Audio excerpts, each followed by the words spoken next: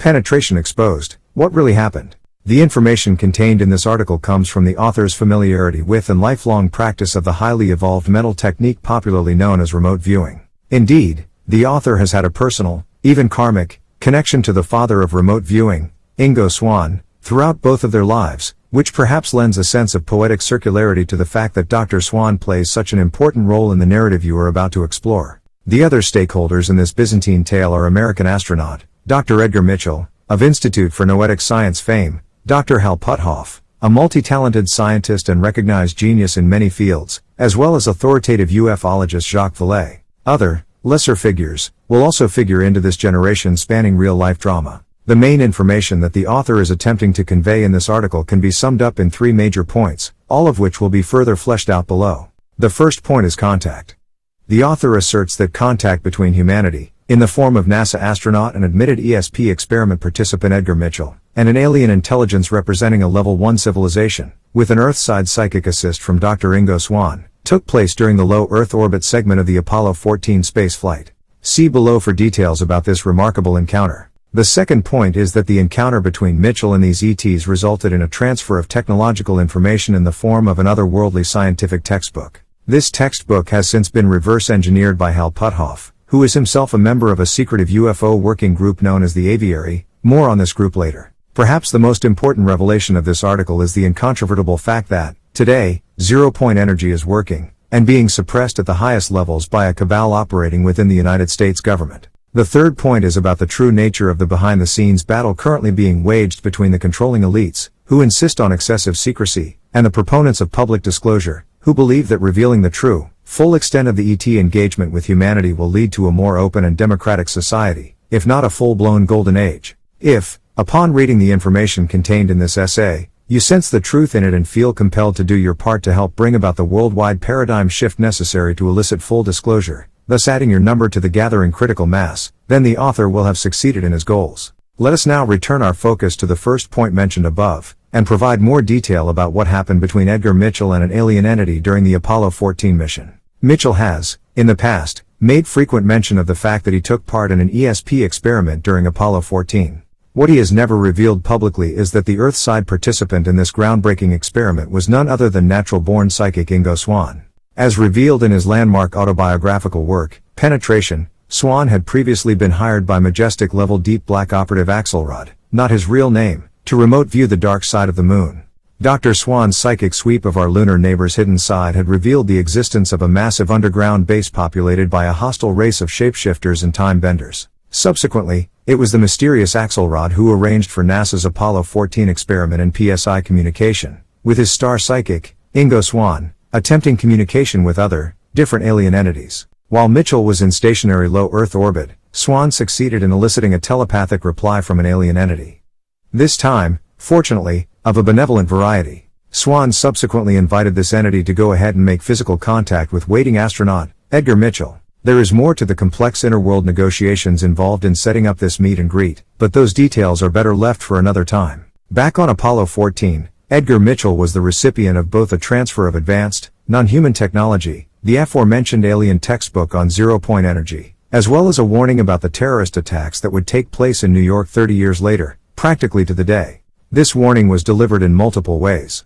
The first and most blatant warning came in the form of symbols that were physically etched onto the hull of the Apollo 14 spacecraft, an act that produced an understandable degree of anxiety in astronaut Mitchell. These hieroglyphs appeared then exactly as shown in the illustration below. This particular form of warning would come back to haunt Mitchell many years later when it resurfaced in the public consciousness as part of the controversy surrounding their appearance as part of Microsoft's word processing software Wingding font. If nothing else, this demonstrates the level of invasiveness by alien controllers who are micromanaging human society. Simultaneous to the above symbols being etched onto Apollo 14's hull, the benevolent alien also downloads directly into Dr. Swann's brain a future-seeing vision of the New York City terrorist attacks. For years afterwards, Swann would suffer recurring dreams about the coming 9/11 attacks, and make numerous attempts to warn authorities, but to no avail. Mitchell, for his part, was the recipient of a more limited degree of thought insertion, granting him knowledge of the meaning behind the symbols being shown, but not the detailed visions that Swann was allowed to see. Upon Apollo 14's return to Earth, top NASA officials made the decision to compartmentalize the information, going so far as to curtain off the craft so that photographers can only take pictures of the symbols, not the entire craft. That way, if the photos were to leak, NASA would have plausible deniability. Later, when Mitchell is debriefing unnamed officials who are examining the evidence, he explained the meaning behind the symbols, warning them about the future war on terror. Mitchell also showed other evidence of the incident that lent even more credibility to his account. One Army general present for this debriefing was heard to say, "If they want war, I'll give them war." At this point, the narrative takes a disturbing turn. The aforementioned general, concerned that the photographic evidence may be disappeared, decides to take the documents home with him. Unfortunately, upon his arrival, he is confronted by a hostile reptilian shapeshifter who has taken on his identity in order to take his place at the Pentagon. The ensuing fight was brutal in the extreme.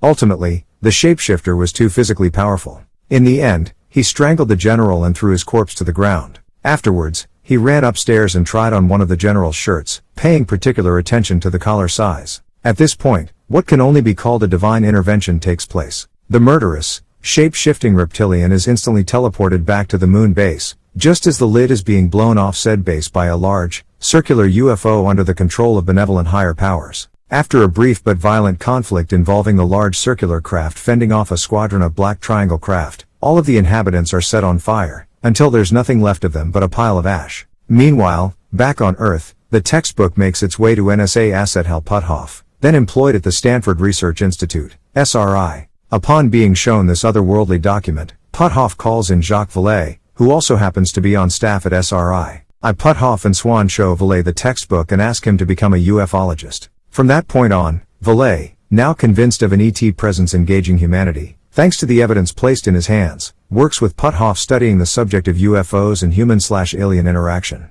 His involvement in this field has definitely lent it an aura of credibility, thanks to Vallée's rigorous methodology and insistence on a strict code of scientific accuracy. It was also during this meeting that SWANN, Puthoff and Vallée consolidated their understanding of the nature of the advance warning that they'd received of the terrorist attacks that would take place in New York on September 11, 2001. It was during one of Vallée's field investigations that Puthoff gave him a microfiche containing all the important scientific equations from the alien textbook, asking Vallée to disseminate the information far and wide, in case anything was to happen to either of them before they could reverse engineer zero-point energy. A brief, layman's explanation of what exactly is meant by zero-point energy would most likely benefit the reader at this point. Essentially, once you create a total vacuum, reaching a zero point, what you find there is a unit of force called a jiggly, which is constantly vibrating. Add to this state a catalyst, and you get an unlimited, non-polluting, free energy source. Needless to say, the spread of such a technology would be world-changing and paradigm-shifting, leading to all the trappings of an abundant society, flying cars, huge dwellings, etc., at no environmental or financial cost to the individual or the planet.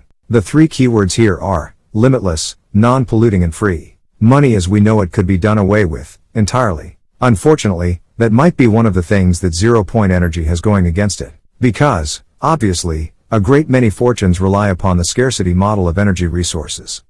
Specifically fossil fuels such as oil. And that's where Colonel John Alexander comes into the picture. Once certain individuals became aware of the existence of both the alien textbook and the technologies described within that textbook, many plans were put into action at the uppermost levels of global power. One such plan was the creation of the Aviary, an above top secret level black ops working group most likely led by Colonel John Alexander of the Pentagon. It is Alexander who meets Puthoff and orders him to get zero-point energy working, giving him a blank check to work with, including all the human and intelligence resources that might be needed to achieve this task. About Colonel John Alexander, to put it bluntly, he is a lizard posing as human, a most successful impostor, who revealed his true nature by squashing Puthoff's plan to forewarn the public about the September 11th terrorist attacks by featuring it in a big-budget Hollywood movie well before it happened. When told of Puthoff's plan, Alexander jumped out of his seat and yelled, "No! Don't do that! We have another way to handle this." Puthoff glanced over to Vallée with a helpless look on his face. His fear of Alexander meant that Puthoff's lips were sealed, and the rest is history. Puthoff's first attempt at warning the world about 9/11 happened in 1977, when he was brought to the White House and questioned about the remote viewing program. Puthoff went into the smoky back room with U.S. government officials and told them, "Gentlemen, terrorism," showing them a drawing that INGO SWANN had made of two towers being hit by a plane. One of the higher-ups said to Puthoff, "We will have to keep the remote viewing program open." Then, after this meeting, Puthoff came out and made eye contact with SWANN, smiling, and INGO smiled back, because he knew Puthoff has warned them about 9/11. This was the real reason why the remote viewing program was kept alive for 30 years. Because of the successful prediction of the 9/11 terrorist attacks. Today, over 40 years after the initial information transfer between astronaut Edgar Mitchell and a representative of a Level 1 civilization, zero-point energy is working.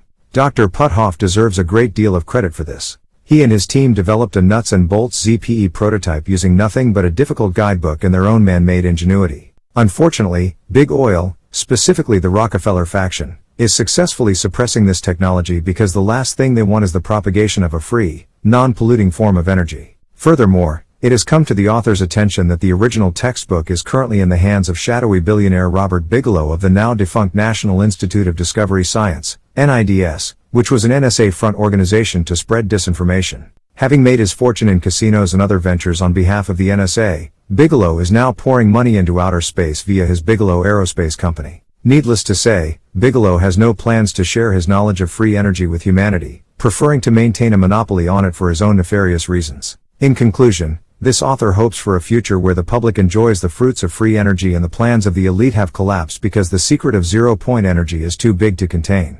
Mankind desperately needs to make that quantum leap from a level 0 to a level 1 civilization. To a reality that is free of war, that knows no poverty, and where class discrimination becomes ancient history. We know that this is possible, because there are other civilizations out there who have achieved these dreams. Once we make this shift in consciousness, we will become part of the Galactic Federation, forever afterward in communication with the rest of the universe. What will it take to make these things happen? Full and official disclosure by the principals and stakeholders involved in this complicated narrative would be a great step forward. I urge any and all individuals with knowledge relating to the subject of this article to please come forth and share it with the global community. The author, at right, in the company of remote viewing pioneer INGO SWANN. Albert Winksel, Bio. Albert Winksel is a natural-born psychic, an alien contactee, and a trained remote viewer who is currently working towards a Bachelor of Radio and Television Arts at one of Canada's most prestigious programs in media production. He lives in Toronto, Ontario, Canada, and can be reached at apvinksel@hotmail.com.